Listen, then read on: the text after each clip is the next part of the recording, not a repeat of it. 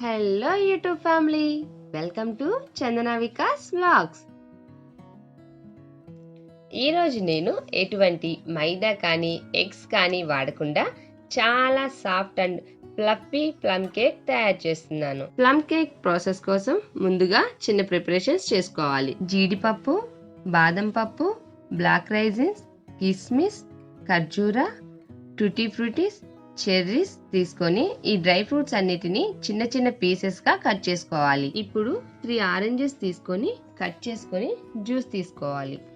నేను చెప్పే మెజర్మెంట్స్ కి 3 ఆరెంజెస్ సరిపోతాయి. ఆరెంజెస్ బదులు గ్రేప్ జ్యూస్ అయినా తీసుకోవచ్చు. స్టవ్ పై ప్యాన్ పెట్టుకొని 1 కప్ బెల్లం వేసుకొని 2 స్పూన్స్ వాటర్ పోసుకొని లో ఫ్లేమ్ లో మెల్ట్ చేసుకోవాలి. బెల్లం పాకం ఈ కన్సిస్టెన్సీకి వచ్చాక ముందుగా కట్ చేసి పెట్టుకున్న డ్రై ఫ్రూట్స్ పీసెస్ ని వేసుకొని మిక్స్ చేసి స్టవ్ ఆఫ్ చేసుకోవాలి. ఇందులోకి 1 కప్ ఆరెంజ్ జ్యూస్ వేసుకొని పక్కన పెట్టుకోవాలి.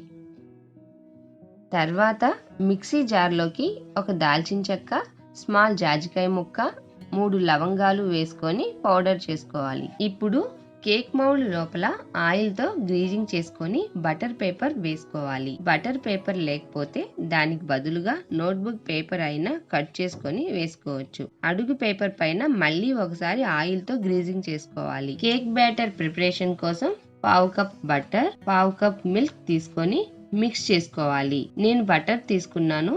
బటర్ కి బదులుగా ఫ్లేవర్లెస్ ఆయిల్ అయినా వేసుకోవచ్చు. ఇదే బౌల్లో స్ట్రైనర్ పెట్టుకొని 1/4 కప్ గోధుమ పిండి, 1/4 కప్ మిల్క్ పౌడర్, గ్రైండ్ చేసిన దాల్చిన చెక్క పౌడర్ వేసుకొని జల్లించుకోవాలి. తర్వాత ముందుగా రెడీ చేసి పెట్టుకున్న డ్రై ఫ్రూట్స్ మిశ్రమాన్ని వేసుకొని 1 spoon baking powder, 1/2 spoon baking soda, 1/2 spoon salt వేసుకొని సింగిల్ డైరెక్షన్లో ఉండలు లేకుండా కలుపుకోవాలి. ఇప్పుడు ఈ కేక్ బ్యాటర్ని మౌల్డ్లోకి ట్రాన్స్ఫర్ చేసుకొని ఎయిర్ బబుల్స్ లేకుండా ట్యాప్ చేసుకోవాలి. గార్నిషింగ్ కోసం డ్రై ఫ్రూట్స్ వేసుకోవాలి.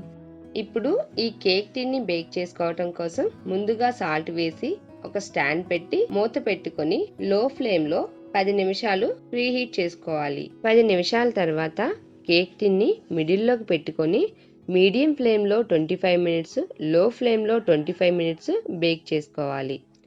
ఈ కేక్ని నిదానంగా ఉడకనివ్వాలి. అప్పుడు కేక్ స్పాంజీనెస్ వస్తుంది.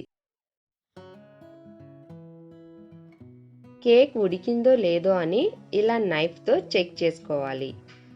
నైఫ్కి పిండి అంటితే ఇంకో 5 to 10 మినిట్స్ బేక్ చేసుకోవాలి. కేక్ బేక్ అయ్యాక స్టవ్ ఆఫ్ చేసుకొని పూర్తిగా చల్లారే వరకు పక్కన పెట్టుకోవాలి. పూర్తిగా చల్లారిన తర్వాత కేక్ని డీమౌల్డ్ చేసుకోవాలి.